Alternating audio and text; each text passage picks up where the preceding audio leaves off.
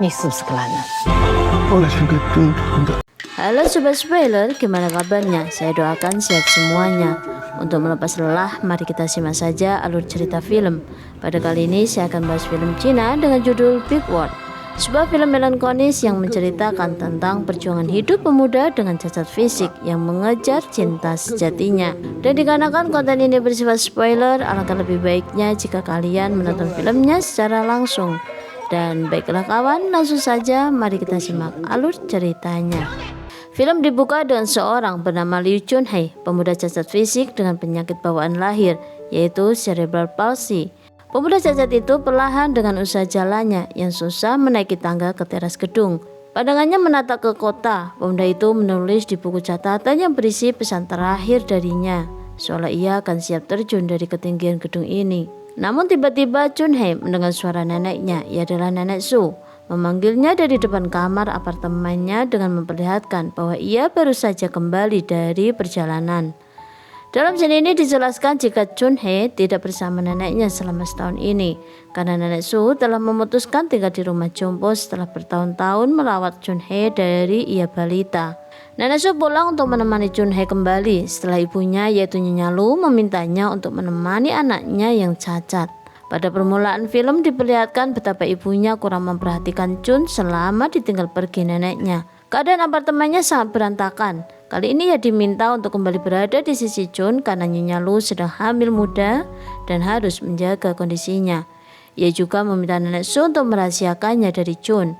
Dari berbagai alasan itulah Nenek Su kembali datang untuk menemani Chunhei. Kini mereka sedang melepas kerinduannya setelah membereskan apartemennya. Bertepatan saat itu telepon rumah berdering. Ada panggilan untuk kuliah percobaan Chunhei di posisi mengajar. Dengan segala keterbatasannya, Chunhei diam-diam mengirimkan resume untuk berbagai pekerjaan atau pendaftaran kuliah umum tanpa sepengetahuan ibunya. 哭一啥？ 刘春和前面听吧。 Nenek Su selalu berada di pihak Chun dengan penuh dukungan yang dimilikinya. Kemudian pada siang harinya bertepatan hari ulang tahun Chun. Di luar perizinan ibunya yang kebetulan hari ini tidak di rumah, Nenek Su membawanya keluar rumah untuk merayakan hari ulang tahun Chun bersama kelompok paduan suaranya. Setelah acara tiup lilin, Chun menyibukkan diri dengan alkoholnya. Nenek Su membiarkannya karena ia tahu cucunya sudah beranjak dewasa. Kelompok paduan suara itu memperhatikan cara Chunhei minum, membuat Nenek Chun merasa terganggu. Membuatnya menerangkan pada semua temannya jika cucunya mengidap penyakit cacat fisik dari lahir. Hari ini berakhir Chunhei mabuk berat dan dibawanya pulang ke rumah. Siapa sangka sampainya di apartemennya Nyonya Lu sudah berada di rumah terlebih dahulu. Hal ini membuat Nyonya Lu sangat marah dengan ibunya yang telah membawa Chunhei hingga mabuk berat. Keduanya beradu argumentasi, membuat pemuda cacat itu semakin merasa keberadaannya menjadi beban keluarganya. Dalam ketidaksadarannya, Chunhei mengungkapkan perasaannya. Ia sedang terpukul setelah kucing cacat yang dirawatnya telah mati. Ia merasa kesedihannya tidak ada seorang pun yang ingin mengetahuinya. Malam harinya pemuda cacat itu mengeluarkan sebuah koper, masuk ke dalamnya, mengeluarkan kerangka dari bawah tempat tidurnya, memeluknya dan ia tidur. Hal ini telah menjadi kebiasaan Chunhei dari kecil saat merasa panik. Kebiasaan ini dimulai semenjak ia tahu bahwa ibunya tak menginginkannya. Keesokan harinya di pagi hari sebelum kedua orang tuanya menyibukkan diri, diperlihatkan betapa ketatnya Nyonya Lu dalam memberikan pelatihan gerakan kepada Chunhei yang begitu membosankan baginya. Ditambah dengan instruksi-instruksinya yang monoton tentang jadwal hariannya. Namun atas dukungan sang nenek mereka mengabaikannya. Begitu Nyonya Lu dan suaminya meninggalkan rumah, mereka justru mendatangi sekolah yang memberikan panggilan untuk kuliah percobaan kepada Chun. Sampainya di kampus dengan segala persiapan yang dimiliki Chun, ia tetaplah pemuda yang selalu menjadi bahan perhatian yang selalu mengganggu mentalnya. Dan lagi-lagi hasil jerih payahnya tidak dihargai karena keterbatasan fisiknya. Walau mereka mengakui keterampilan Chun, tetapi mereka tetap memprioritaskan keinginan anak-anak dan akhirnya menolaknya dari pekerjaan itu. Untuk menyemangati Chun, Nenek Su mengajaknya ke restoran. Di sana Nenek Su bertemu dengan Diao, penabuh drum paduan suaranya. Namun di sana ia sedang kesal karena kelompok itu tidak datang ke toko putranya untuk berbelanja. yang menyebabkan pengunduran dirinya dari grup paduan suara milik mereka. Karena tidak adanya penabuh drum, Nenek Su merundingkannya beberapa bersama temannya. Dan setelah tidak menemukan solusi, maka Nenek Su menyarankan Chun sebagai penabuh drum sementara. Di dalam bis perjalanan pulang, setelah Nenek Su meminta persetujuan Chun untuk menjadi drummernya, tak disangka beberapa rentetan kejadian menyakiti hati Chun datang bertubi-tubi. Dari kejadian Chun yang menawarkan tempat duduknya kepada seorang ibu dengan bayi, namun ibu itu justru menghinanya karena tidak setuju anaknya berbicara dengan Chun. Dan lagi saat Chun jatuh tak sengaja karena masalah keseimbangan saat bis mengerem, pemuda itu justru kena omelan dari supir bisnya. Dan kejadian ini membuat Nenek Su marah besar dengannya. Sampainya di rumah saat mereka makan malam, Nyonya Lu kembali membahas tentang kegiatan Lu dan putranya. Nenek Su berbohong kepada putrinya bahwa Chun ada di rumah berlatih menulis.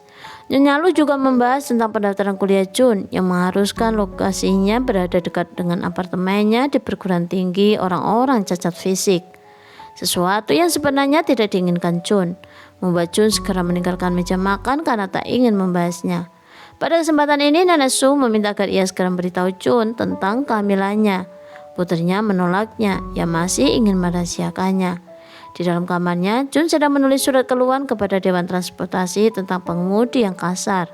Nenek Su yang melihatnya sedikit tidak yakin dengan hasilnya. Alih-alih itu semua, Nenek Su kembali meyakinkan Chun untuk bermain drum untuk kelompok paduan suara hingga akhirnya Chun menyepakatinya.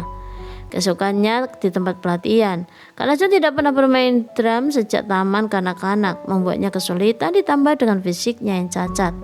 Tapi salah satu wanita di kelompok paduan suara berpikir Chun adalah seorang retard.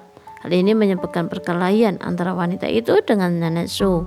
Di tengah-tengah keributan, sekelompok orang bermain frisbee yang kemudian piringnya jatuh di dekat Chun. Ketika dia berjuang untuk mengambilnya, seorang gadis bernama Yaya datang mengambilnya dan pergi meninggalkan senyuman di hadapan Chun, membuat Chun terkesima pada pandangan pertamanya.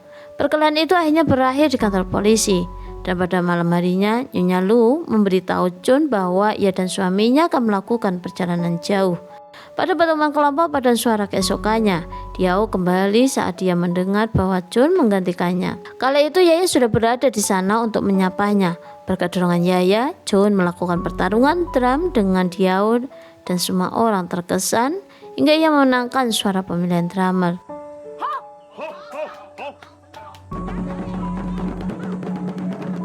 Malam harinya Chun memimpikan Yaya dengan keadaan fisiknya normal. Mimpinya menyebabkan Chun mengalami mimpi basah, membuat Chun malu saat Nenek Su mengetahuinya. Gelora cintanya membuat Chun ingin menjadi pria sejati, membuatnya terpikir untuk kembali melamar pekerjaan.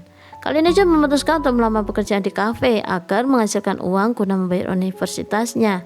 Sebelum pergi, Chun meminta neneknya untuk tidak mengikutinya, yang melakukannya seorang diri layaknya pria dewasa lainnya. Meskipun Nenek Su setuju, dia mengikutinya ke kafe secara diam-diam. Di dalam kafe, pemiliknya bertanya-tanya beberapa lama Chun dapat berjalan, berdiri, dan apakah dia dapat menghafal menu. Bahkan dengan tegas, bos muda mengatakan jika ia ingin mempekerjakan seseorang yang normal. Dengan rasa sakit hatinya, Chun mengatakan dia normal, dengan ingatan yang sempurna. Untuk membuktikannya, Chun menunjukkannya.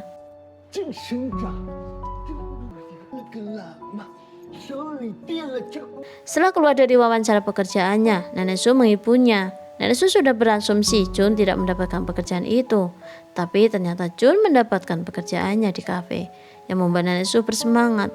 Perlahan-lahan, Chun belajar membuat kopi dan hal-hal lain di kafe sambil melayani pelanggan. Pekerjaan itu juga memotivasi Chun untuk melakukan latihan rehabilitas di rumahnya. Kesempatan-kesempatan ini ia lakukan selagi Nyonya Lu dan suaminya sedang berada di luar kota. Bahkan Nenek Su memanggil sekelompok paduan suara ke rumahnya. Tak lupa Chun juga mengajak Yaya datang ke rumahnya. Ketika semua orang sudah berkumpul, dia mulai berkhotbah kepada Chun. Yaya menyelamatkannya dan mereka memasuki kamar tidur Chun. Saat itu Yaya juga menanyakannya apakah Chun dapat ereksi.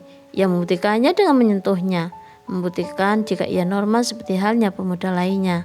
Di luar sana, Nenek Su mendapat telepon dari Lu yang meminta untuk membuka pintu karena dia lupa membawa kuncinya. Kepulangannya di waktu yang tidak tepat, bertepatan sedang ada pesta dalam rumahnya tanpa sepengetahuannya. Tak lagi Nyonya Lu sangat terkejut saat memergoki putranya sedang berduaan dengan seorang gadis. Setelah semua orang pergi, Lu menanyakan tentang gadis itu.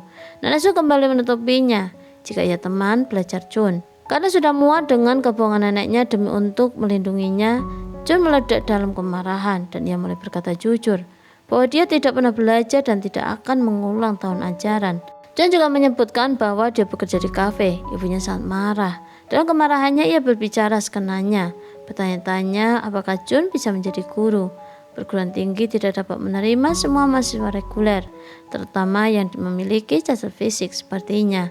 Begitu Lu mengatakan ini, Chun menjawab dengan mengatakan kenapa ibunya melahirkannya hingga membuatnya menderita.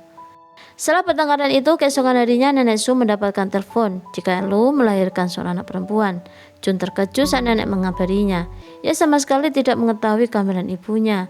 Maka untuk menjaga kekecewaannya, Chun memilih diam dan mengikuti neneknya ke rumah sakit. Namun ia kembali dikecewakannya. Bayinya menangis, Chun mendekatinya untuk menenangkannya.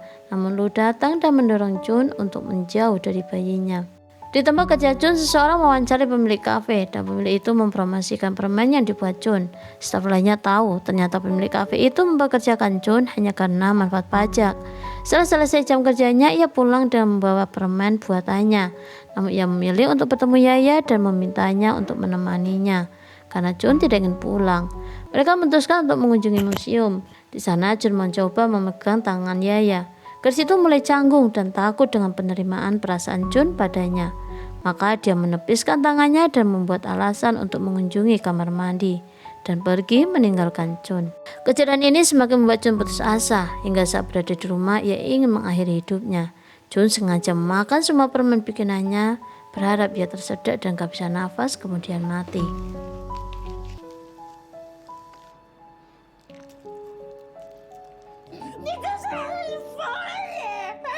Namun Nenek Su tiba tepat waktu untuk membantu Chun. Saat Chun hampir pingsan, dia teringat saat-saat di masa kecilnya. Suatu hari Chun menyembunyikan di dalam koper dan pada saat itu Nyonya Lu dan suaminya datang mencarinya. Nyonya Lu bertanya-tanya jika Chun tersesat itu akan membuat hidup mereka lebih baik. Chun mendengar dan menangis di dalam koper. Tak lama kemudian Chun terbangun sudah berada di rumah sakit. Nyonya Lu sedang menangisinya. Melihat Chun seperti ini, Lu meminta maaf karena waktu itu mendorong Chun di rumah sakit. Begitu Chun pulang, Nenek Su memberitahukannya tentang bekas luka di lehernya. Ia bercerita tentang masa kecil ibunya yang selalu ditinggal bekerja mencari uang untuk menghidupi Lu setelah suaminya pergi meninggalkannya. Namun hal ini berterusan hingga Lu dewasa. Nenek Su mengatakan semua ini adalah salahnya. Nenek Su meminta Chun untuk tidak membenci ibunya karena ia tidak pernah ada di sana untuk menunjukkan seperti apa seharusnya kasih sayang seorang ibu. Setelah keesokan harinya ada kabar baik yang menunggu Chun karena dia telah mendapatkan surat penerimaannya dari universitas normal. Namun kabar buruk datang dari grup paduan suaranya jika perlombaan dengan hadiah ratusan juta itu hanyalah tipuan semata. Untungnya Nenek Su belum membayarkan uang biaya pendaftarannya. Dan di sisi lain tiba-tiba saja seorang menemani Chun dan meminta semua tim paduan suara mengikuti mereka. Dewan Transportasi memanggil Chun untuk sidang permintaan maaf atas perilaku kasar pengemudinya dan memberikan 3 kantong makanan kepada keluarga Chun sebagai dispensasinya. Chun diminta untuk berbicara di podium. Ia mengungkapkan rasa takutnya bahwa ketika orang-orang yang peduli padanya meninggal, apa yang akan terjadi pada Chun Hye. Jadi Chun berharap untuk menjalani hidupnya sesuai keinginannya. Waktu pun berlalu, kini Chun telah menjadi pria sejati dengan segala kekurangan fisiknya. Kini ia telah bekerja dan dapat membeli mobil. Pada scene akhir diperlihatkan keduanya sedang bersama. Chun menawarkan akan membawa Nyonya Su ke restoran dan mengantarnya ke stasiun kereta api, sehingga ia dapat pergi kemanapun yang diinginkannya. Dan Chun akan menempuh jalannya sendiri.